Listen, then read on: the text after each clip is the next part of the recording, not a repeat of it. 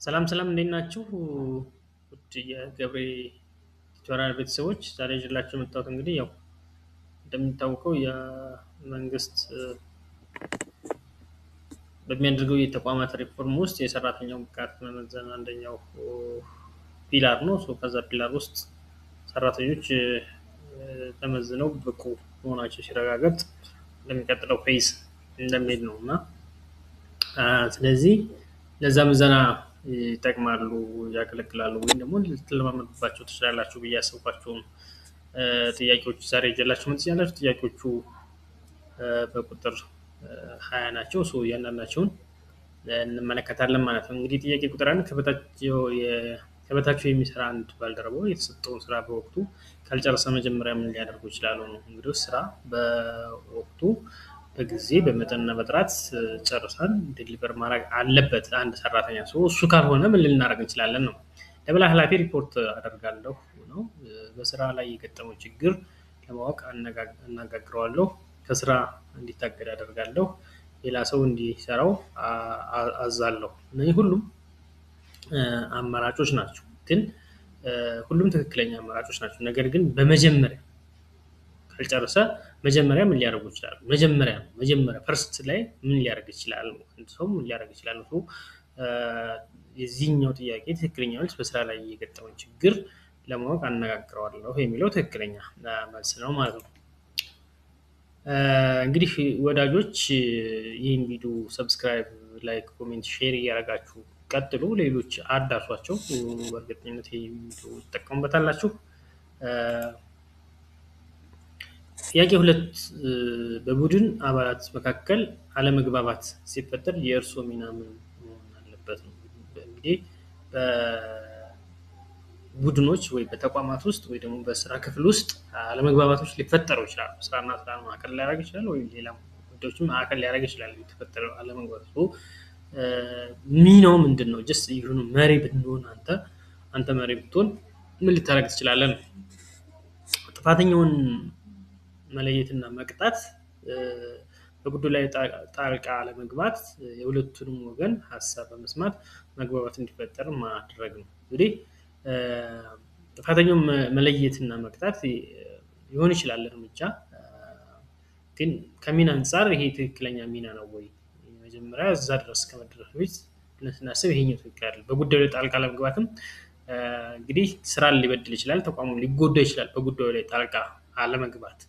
ስለዚህ የሁለቱንም ወገን ሀሳብ በመስማት መግባባት እንዲፈጠር ማድረግ ነው። ሁለቱንም ማቀራረብ እና ሀሳባቸውን ማዳመጥ፣ የተጣሉበትን ችግር ከመሰረቱ ለይቶ ሁለቱም እንዲስማሙ ማድረግ ነው። በዊን አፕሮች ችግራቸውን መፍታት አለበት ማለት ነው። ብዙሃኑ የሚደግፈውን ወገን መደገፍ ነው። ይሄ ደግሞ ከእንትን አንጻር ብዙ ተመራጭ አይደለም፣ ሀሳብ አይደለም እንጂ ጸብ ነው። ጸብ ከሆነ ደግሞ ወደ አንዱ ማድረግ ሳይሆን ሁለቱንም አገናኝቶ ማቀራረብ ነው። ስለዚህ ሀመር ላይ ያለው ሀሳብ ትክክለኛ መልስ ነው ማለት ነው። ጥያቄ ቁጥር 3 አንድ አሰራር ወይም ቴክኖሎጂ በስራ ክፍል ውስጥ ተግባራዊ ሲደረግ ሰራተኛው ተቋሙ ካሳየ ምን ያደርጋሉ? እንግዲህ አዳዲስ የተቋማት ሪፎርም አለ፣ አሰራር ሪፎርም አለ።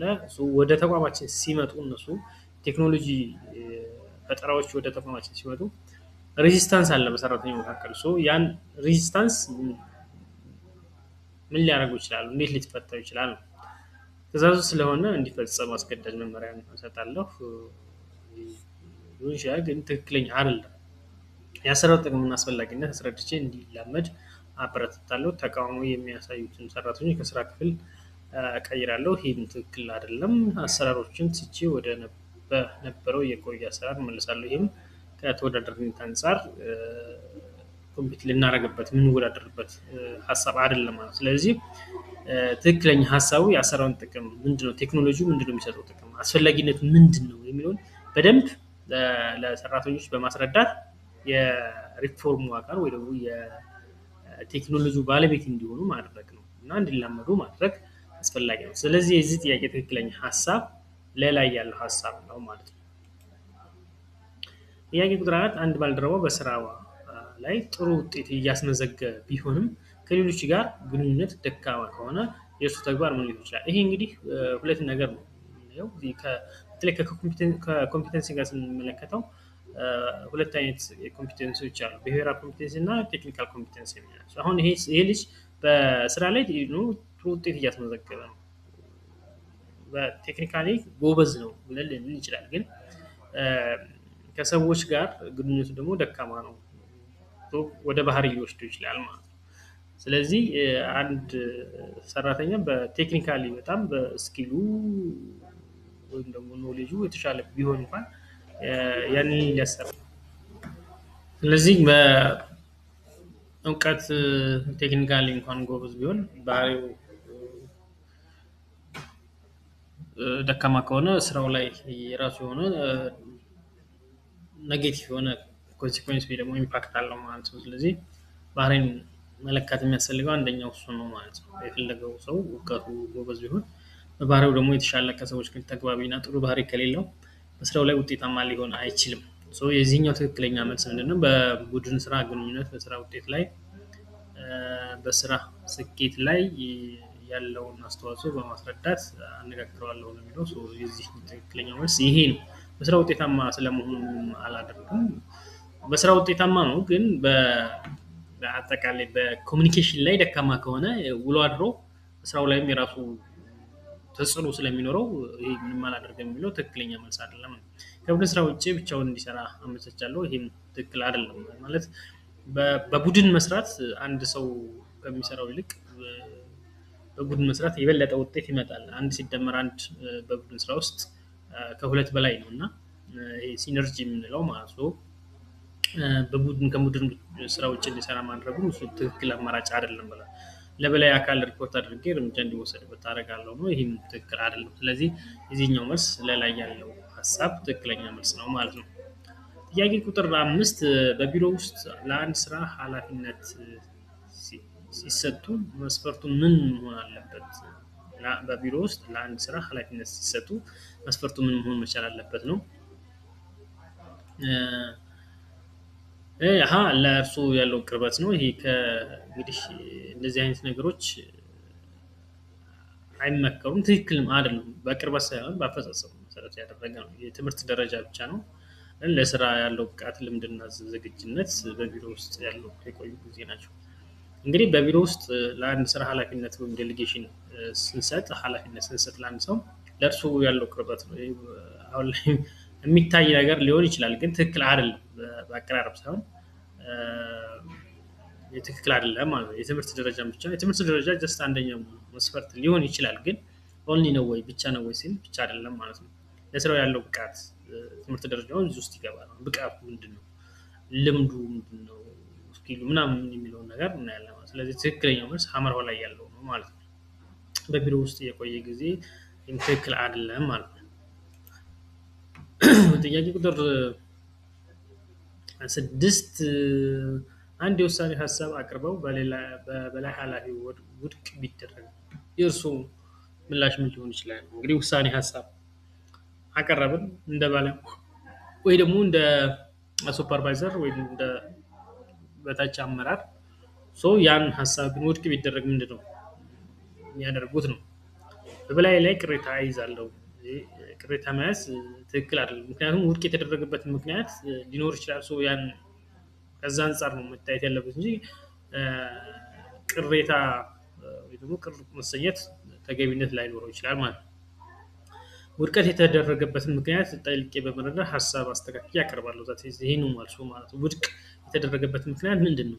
ምክንያቱ ከምን አንፃር ነው? ከተለያየ ፐርስፔክቲቭ አንፃር አይቼ ጥያቄው በመረዳት ሀሳቤን አስተካክዬ እንዳቀርብ ሁኔታዎችን አመቻቻለሁ ነው። ሌላው ዳግመኛ ምንም አይነት የውሳኔ ሀሳብ አላቀርብም ነው። ይሄም ከማክሮፍ ጋር የተያያዘ ነው። ይሄ ደግሞ ከጨዋታ ውጭ ነው እያደረገን ሄደው ማለት ሄዱ ስራዬን በቸልተኝነት እሰራለሁ ነው። ይሄም ተገቢነት አይደለም። ስለዚህ እነኚህ ሀመርሃና መላይ ያሉት ሀሳቦች ተመሳሳይ ሀሳቦች ናቸው፣ በተለያየ አንግል ቢገለጹ ማለት። ስለዚህ እዚህ ውስጥ የተለየው ሀሳብ ወይ ደግሞ የዚህ ትክክለኛ መልስ ለላይ ያለው ሀሳብ ነው ማለት ነው። ኦኬ ጥያቄ ቁጥር 9 በስራው ላይ አንድ የተሳሳተ ውሳኔ እንደወሰኑ ቢረዱ ምን ያደርጋሉ? የተሳሳተ ውሳኔ ወስነዋል እና የተረዱት ግን ቆይቶ ስራው ከተሰራ በኋላ ወይ ውሳኔው ከሄደ በኋላ ነው እና ምን ሊያደረግ ስህተቱን ደብቄ ለማለት ነው እጥራለሁ። ይሄ ሌላ ስህተት ነው የሚፈጥረው። ሌላ ስህተት ሌላ ችግር ይፈጥራል ማለት በተቋማት ላይ ወይ ደግሞ በሚሰሩ ስራ ላይ በደንበኞች ላይ አጠቃላይ ሌላ ስህተት እንዲሰራ ያደርጋል ማለት ነው። በሌላ ሰው ላይ ስህተቱን አላካለው ይህም ትክክል አይደለም። ከባህሪ አንጻር ትክክል የሆነ ባህሪ አይደለም ማለት ነው። ስህተቴን አምኜ በፍጥነት የሚስተካከልበትን መንገድ እፈልጋለሁ። ዛት ይሄኛው ትክክለኛው አማራጭ ነው ማለት ነው።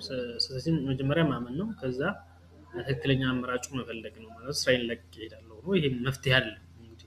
ስህተትን ለቀን ብንሄድ ሌላ ጋር እንኳን የስህተት መደገሙ አይቀርም። ስህተትን ማመን እና ለዛ አፋጣኝ መልስ መስጠት፣ ስህተቱ ለምን ተፈጠረ ብሎ ጥያቄውን ቀጣይ እዚህ አይነት ነገሮች እንዳይፈጠሩ ስራ መስራት ነው የሚያስፈልገው ማለት ነው። ጥያቄ ቁጥር 10 በአንድ ስራ ሂደት ላይ መሻሻል ያለባቸው ነጥቦች ቢኖሩ ሌሎች ባይቀበሏቸው ምን ያደርጋሉ ነው። እንግዲህ በአንድ ስራ ሂደት ላይ መሻሻል ያለባቸው ነጥቦች ቢኖሩ ሌሎች ባይቀበሏቸው እርስዎ ምን ያደርጋሉ ነው። ግዴታ እንዲቀበሉ አደርጋለሁ። ግዴታ ይሄ እንደ መሪ ግዴታ እንዲሆን ሌላ ችግር አያመጣም። በማስረጃና በምክንያት ደግፌ ለውጡን ለማሳመን ጥረት አደርጋለሁ። ሀሳቦችን ትቼ ዝም እላለሁ። ለውጡን ያለምንም ድጋፍ ብቻዬን አተገብራለሁ። እንግዲህ ለውጥ ብቻ አይተገበርም። ተቋማት ውስጥ ያሉ ሰዎች ጠቅላላ በለውጡ ላይ ተሳታፊ ሊሆኑ ይገባልና ለሀመርዋና ሀሳባቸው ተመሳሳይ አይነት ሀሳብ ነው። ያቀራረባቸው መንገድ ነው የሚለያየው። ስለዚህ ከዚህ ውስጥ የተለየ ሀሳብ ወይ ደግሞ የዚህ ትክክለኛ መልስ በማስረጃና በምክንያት አስደግፌ ለውጡን ለማሳመን ጥረት አደርጋለሁ የሚለው ነው ማለት ነው።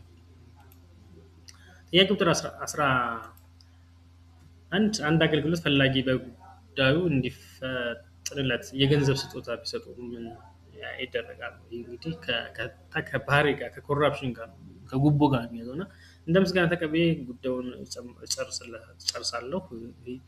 ትክክል አይደለም። ስጦታን አልቀበልም። ስነ ምግባር መሆኑንም አስገነዝበዋለሁ። ስነ ምግባር አለመሆኑን አስገነዝበዋለሁ። ስጦታን ተቀብዬ ለሌላ ችግረኛ እሰጣለሁ። ጉዳዩ ሆን ብዬ አጓተዋለሁ። እንግዲህ ሶስቱም ለሀመርኋ ትክክለኛ መልስ አይደለም። ሰውየው ምናልባት ጀስት ካለ እንቅስቃሴ ካለ ተሳትፎ ምናምን ወይ ደግሞ ቶሎ እንዲቀርፍለት አስበው ሊሆን ይችላል። ግን ይሄ አጠቃላይ ከከስተመር ከደንበኞች ገንዘብ መቀበል ጉቦ ነው። ስጦታ መቀበል አያስፈልግም። ስነ ምግባር እንዳልሆነ አስረዳዋለሁ የሚለው ትክክለኛ መልስ ነው ማለት ነው ለላይ ያለው ማለት ነው። ጥያቄ ቁጥር 13 የቅርብ ጓደኛ በስራ ሰዓት ያለፈ ቃል ቢሮ ካልተገኘ የበላይ ኃላፊ ቢጠይቁ ምን ይላሉ? ይሄ ብዙዎቻችን ጋር አሁን ሀፕን እያደረገ ያለ ነው እና ቢሮ ውስጥ ነበር አሁን ወጣ እላለሁ አለ እላለሁ። ብዙዎቻችን የምንለው ማለት ነው። በተለይ ጓደኞቻችን ነው የምንለው እንደዛ ቢሮ ውስጥ ነበር አሁን ወጣ አለ ብዬ እላለሁ። እንደማላውቅ እገልጻለሁ። አሁን እንደማናላውቅ እንገልጻለን። አንዳንዶቻችን በስራ ሰዓት አለመኖሩ በታማኝነት እገልጻለሁ። ኃላፊው እንዳያውቅ ስልኩን እደውላለሁ ነው። የዚህኛው ትክክለኛ መልስ በሀመርኋ ላይ ያለው ሀሳብ ነው ማለት ነው። ቢሮ ውስጥ ነበር አሁን አለ እላለሁ። ተመሳሳይ ሀሳቦች ናቸው ያገላለጹ እንትን ቢሆኑ። ስለዚህ የዚህ ትክክለኛ መልስ ሀመርኋ ላይ ያለው ነው ማለት ነው። ጥያቄ ቁጥር 13 የመስሪያ ቤቱን ንብረት ለግል ጉዳይ ሲጠቀሙ ምን እርምጃ ይወሰዳሉ? ንብረትን በተለይ ንብረት ከማባከን ጋር ተያይዞ ከመንግስት ንብረት አጠቃቀሙ ጋር ተያይዞ የሚነሱ ጥያቄዎች ናቸው። እንደዚህ አይነት ጥያቄዎች እኔም ለግል ጉዳይ እንጠቀምበታለሁ። እንግዲህ ጓደኞች ስለተጠቀምን የምንጠቀማለሁ ማለት ተገቢ ያለ ድርጊቱ ስህተት መሆኑን ለሚመለከተው አካል ሪፖርት አደርጋለሁ። ስህተት መሆኑን ለሚመለከተው አካል እንዲያውቀው አደርጋለሁ። ትክክል ነው አላየሁም ብዬ አልፋለሁ። ትክክል አይደለም። የመንግስት ንብረት መባከን የለበትም። የመንግስት ንብረት ለታለመለት ዓላማ በአግባቡ ጥቅም ላይ መዋል አለበት። ተጠቃሚው ግለሰብ አስጠነቅቃለሁ። እንግዲህ ተጠቃሚው ግለሰብ አስጠነቅቃለሁ። እዚህ ጋር ሁለት ትንሽ የሚያወዛግቡት እንትኖች አሉና ለምሳሌ ለነሐመድ ስታይ ድርጊቱ ስህተት መሆኑን ለሚመለከተው አካል ሪፖርት አደርጋለሁ። መልስ ነው መልስ ነው። ይሄኛው ትክክለኛ መልስ ነው። ተጠቃሚውን ግለሰብ አስጠነቅቃለሁ። ስለዚህ ጥያቄውን መንበረው የመስሪያ ቤቱ ንብረት ለግል ጉዳይ ሲጠቀሙ ብታዩ ምን እርምጃ ይወስዳሉ? ይሄ እዚህ ጋር የምናሳይ መጀመሪያ ላይ የሚመጣ እርምጃ ምንድን ነው? መጀመሪያ ላይ ሊመጣ የሚችለው እርምጃ ለም ትክክል ነው፣ ከመልስ አንጻር ትክክል ነው። ግን መላይ ያለው ተጠቃሚውን ግለሰብ ማስጠንቀቅ ነው። ተጠቃሚውን ግለሰብ ስህተት እንደሆነ ትክክል እንዳልሆነ ማስረዳትና መንገር ነው። እሱኛውን እምቢ ካለ ወደ ለላይ ያለው አማራጭ ላይ እንሄዳለን ማለት። ስለዚህ የዚህኛው ትክክለኛው መልስ መላይ ያለው ሀሳብ ነው ማለት ነው። ጥያቄ ቁጥር 14 በቢሮ ውስጥ የሚስጥር መረጃ የሚያባክን ሰራተኛ ቢኖር ምን ያደርጋሉ? ሚስጥራዊ መረጃዎች ይኖራሉ በየተቋማችን። ያን ሚስጥራዊ መረጃ ምናልባት ከቢሮ ሳንወጣ ሌሎች ጋር የሚንደርስ አይነት ከሆነ እሱ ምን ያደርጋሉ ነው። እንደ መሪ ምን ሊያደርጉ ለሁሉ ሰው አጋልጣለሁ፣ የምስጢር አያያዝ ደንብን እንዲያከብር በውይይት አስረዳዋለሁ፣ መረጃውን እንዲያጠፋ አረዳዋለሁ፣ ምንም አላደርጉም ነው። እነኚህ ለሁሉም ሰው አጋልጣለሁ። ይሄ ትክክል አይደለም ማለት ሁሉም ለሰራተኛውን ማጋለጡ ብዙ ጥቅም የለውም ከመረጃ አያያዝ አንፃር፣ ወይ ደግሞ ቢሮ ላይ የሚያመጣው ነገር የለም ሌላ ኮንፍሊክት ውስጥ የምንገባ ካልሆነ በስተቀር ማለት ነው። መረጃውን እንዲያጠፋ አድርገዋለሁ። እንግዲህ በቢሮ ውስጥ የሚሰጥ መረጃ የሚያባክን ሰራተኛ ቢሮ ምን ያደርጋል? እንዲያጠፋ ማድረግ ተገቢ አይደለም። መረጃውን በአግባቡ እንዲይዝ ማድረግ ነው እንጂ መረጃውን እንዲያጠፋ አድርጋለን ምንም አላደርግም ማለት የቢሮው ወይም ደግሞ የተቋማት መረጃ ደህንነት የተረጋገጠ መሆን መቻል አለበት። ምንም አላደርግም ማለት አይቻልም። ስለዚህ ሌላ ያለው ሀሳብ ግን የሚስጥር አያያዝ ደንብ እንዲያከብር በውይይት አስረዳዋለሁ የሚለው ትክክለኛ ሀሳብ ነው ማለት ነው። በስራ አፈጻጸም ግምገማ ወቅት ለአንድ ሰራተኛ ያለውትን የግል ጥላቻ ውጤቱን እንዳይቀንሰው ምን ያደርጋሉ? እንግዲህ በስራ አፈጻጸም ግምገማ ወቅት ለአንድ ሰራተኛ ያለውት የግል ጥላቻ ውጤቱን እንዳይቀንሰው ሊያደርጉ ይችላሉ። ጥላቻዬን በግልጽ አድርጌ እጠቀምበታለሁ። ጥላቻዬን መግለጫ አድርጌ እጠቀምበታለሁ። የግል ስሜትን ወደ ጎን በመተው በስራ ውጤት ላይ ብቻ ተመስርቼ መዝናለሁ። ለሌላ ሰው ምዘናውን እሰጣለሁ። ዝቅተኛ ውጤት ሰጥቼ ከስራ እንዲሰናበት አደርጋለሁ። እንግዲህ እዚህ ጋር እንደዚህ ያጋጥማሉ። ግን ፐርሰናል የሆኑ ጉዳዮችን ወደ ጎን በመተው የግል ስሜትን ወደ ጎን በመተው በስራ ውጤት ላይ ብቻ ተመርኩዞ መመዘን ያስፈልጋል ማለት። ስለዚህ ይሄ ላይ ያለው ይሄ ፕራክቲካሊ ሀፕን የሚያደርግ ጥያቄ ነው እና ላይ ያለው ሀሳብ ትክክል ነው ማለት ነው። አንድ ደንበኛ በቢሮ ውስጥ በጩኸት ቅሬታውን ቢገልጽ ምን ያደርጋሉ? በጣም እየጮኸ ቅሬታውን ቢገልጽ እኔም አብሬ እጮሃለሁ። ትክክል አይደለም፣ አንጮህም። በዝግታና በትዕግስት አድምጬ ቅሬታውን ለመፍታት እጥራለሁ። ትክክል ነው። ከቢሮ እንዲወጣ አደርጋለሁ። ጥበቃ ጠርቼ እንዲወሰድ አድርገዋለሁ ነው። ይሄ ሀሳቡ ምናልባት ለላይ ያለው ሀሳብ ትክክለኛ ሀሳብ ነው ማለት ነው። ሌሎቹ ግን ምናልባትም አመርኋና ተመሳሳይ አይነት ሀሳቦች ናቸው ማለት ነው። ስለዚህ ለላይ ያለው ሀሳብ የዚህ ጥያቄ ትክክለኛ መልስ ነው ማለት ነው። ጥያቄ ቁጥር 17 ለበላይ ኃላፊ ሪፖርት ሲያቀርቡ ትኩረት መስጠት ያለበት በምን ላይ ነው?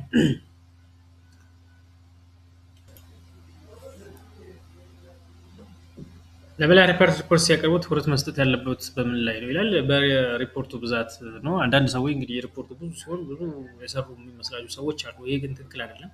በሪፖርቱ ጥራት፣ እውነተኝነትና ግልጸኝነት ነው ይላል።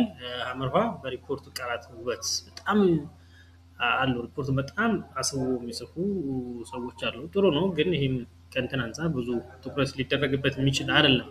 ኃላፊ የሚፈልገውን ብቻ መጻፍ ይላል። ይሄም ትክክል አይደለም እና ሀሳቡ የዚህ ሀሳብ ትክክለኛ መልስ ለላይ ያለው ሀሳብ ነው ማለት። በሪፖርቱ ጥራቱ ምንድን ነው? ሪፖርቱ እዛ እውነተኝነቱ እና ግልጸኝነቱ ምንድን ነው የሚለው ላይ ትኩረት ማድረግ ያለብን ማለት ነው። ሪፖርት ስናዘጋጅ በዚህ መሰረት መሆን መቻል አለበት ነው። በስብሰባ ወቅት የእርሱ ሀሳብ ተቀባይነት ካላገኘ ምን ይሰማዎታል? ያው እንግዲህ ሀሳቡ ተቀባይነት ላያገኝ ይችላል በተለያየ መልኩ። ተናድጄ ስብሰባውን እተወዋለሁ ነው። ይሄ ትክክል አይደለም። የሌሎች ሀሳብ አድምጬ የተሻለውን ለመቀበል እሞክራለሁ ነው። በቀጣይ ስብሰባዎች ላይ አልሳተፍም ነው። የሀሳቤን እንዲቀበሉ አስገዳጅ ሁኔታዎችን እፈጥራለሁ ነው። ይሄ እንግዲህ ከሊደርሽፕ አንጻር የሚታይ ነው እና ዲሞክራቲክ ሊደርሽፕ ላይ ካለን የሌሎችን ሀሳብ አዳምጬ የተሻለውን ሀሳብ ለመቀበል እሞክራለሁ የሚለው ትክክለኛ መልስ ነው ማለት ነው። አዲስ ሰራተኛ ቢመጣ በስራው እንዲላመድ ምን ያደርጋሉ? ራሱን እንዲማር እተወዋለሁ። አስፈላጊውን መረጃ መመሪያና በመስጠት የስራ ክፍሉን አስተዋውቀዋለሁ። አስቸጋሪ ስራዎችን ብቻ እሰጠዋለሁ። ስህተት አሳለቅበታለሁ ቢለው እዚህ ጋር ያሉት ነገር ሐመርኋና ሁሉም ስህተቶች ሲሆኑ ለላይ ያለው ሀሳብ ግን ትክክል ነው ማለት ነው።